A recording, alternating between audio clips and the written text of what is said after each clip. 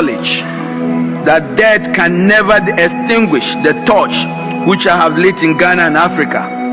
Long after I'm dead and gone, the light will continue to burn and burn aloft, giving light and guidance to all people. He lives on in the Kosovo dams turbines. He lives on in the minds of students of KNUST. He lives. Emmanuel Ama, you have the floor. You have the floor. Thank you, Right Honourable Speaker. I rise with the heavy heart, yet with the spirit fortified with historical truths. And that's how fired up I am today to make this statement.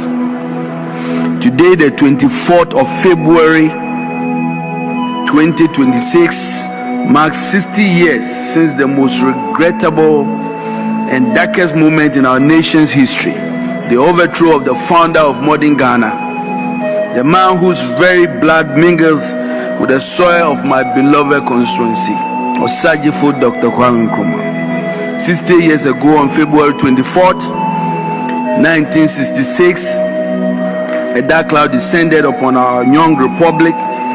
What was termed at the time as Operation Chop was in reality the assassination of the African dream. The verdict of history. For decades, the events of 24th February were all shrouded in the convenient narratives of the victors. But today, 60 years removed from that fateful day, the fog of propaganda has been lifted by the cold hard light of the classified truth. Mr. Speaker, we must place on the permanent record of this House that what happened on that day was not merely a coup. It was an assassination of a dream, orchestrated by individuals who could not bear to see an independent, self-reliant, and powerful black star shining so brightly.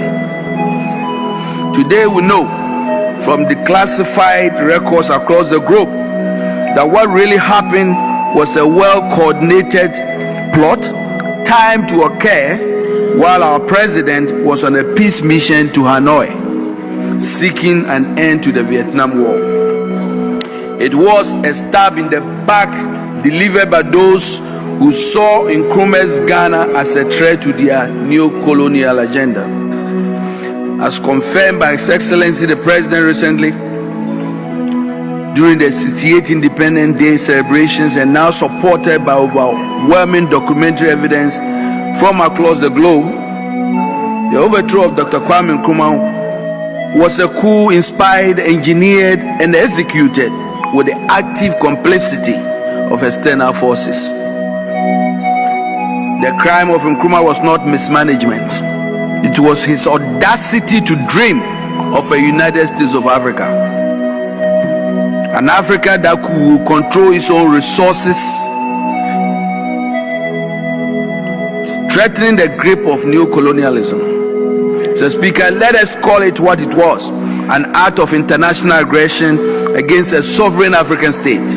The coup did not just remove a man, it shattered the vision of an industrialized, self-reliant Ghana. It halted the construction of a nation that will process its own cocoa, refine its own oil, and manufacture its own goods.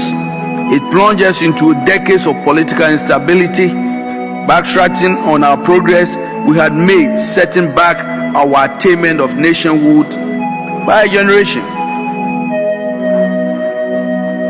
As we acknowledge the tragedy of the overthrow, we must, with equal vigor, reaffirm the unparalleled and singular role Kwame Nkrumah played during the birthing of this nation. There are those who, driven by political expediency or historical revisionism, may seek to diminish this legacy. The Speaker, let no one be deceived. Kwame Nkrumah was not just a participant in Ghana's independence struggle.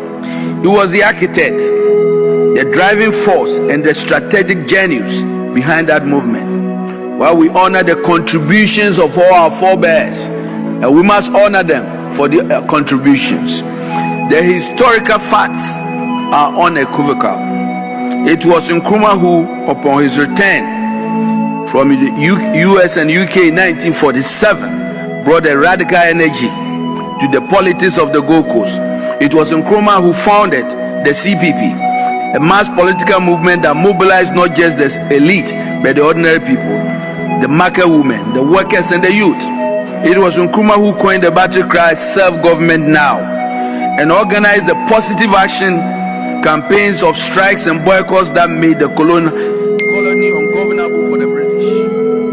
When he was imprisoned by the colonial authorities for his activism, it was Nkrumah's party that won the 1951 election, forcing the British to release him and invite him to lead government business. And it was Kwame Nkrumah who, on the night of the 6th of March 1957, stood before the world and declared that the Ghanaian people were free forever.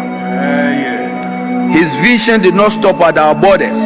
He understood that our freedom was meaningless unless it was linked up with the total liberation of the African continent. His legacy is etched into the very fabric of our nation. And we can think about it and reflect on it today. The Akosombo Dam that continue to light our homes. The Tema Harbor that anchors our trade. The Ghana Airways that connected us to the world.